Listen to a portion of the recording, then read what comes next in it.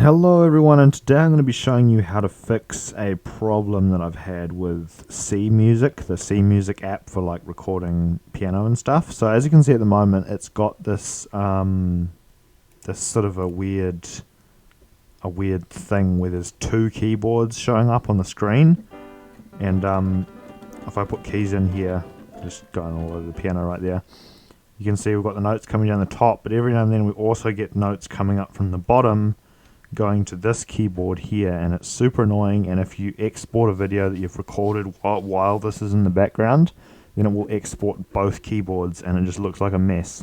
So I've actually figured out how to fix this thanks to a friend. So what we're going to do is click on this button here, the effect settings button, which is like the little cloud of dust thing one here. And the reason that you're going to have this weird second keyboard at the top here is because your saber is on. So down the bottom left hand corner, the very bottom left hand corner, is a button.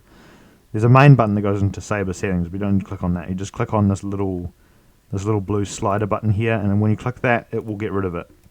So the saber button toggles the extra annoying keyboard. That's how you get rid of it.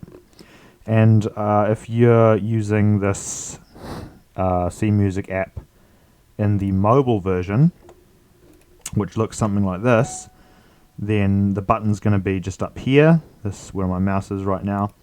So just click on this, and that's going to take you to all these settings, and then again here you're going to have the saber setting right. This is going to be right here in the mobile version, but I'm on desktop, so I'm just going to switch back to the desktop version. And that's how you fix the weird double keyboard problem, which can be very annoying. Thanks for watching, and have a nice day.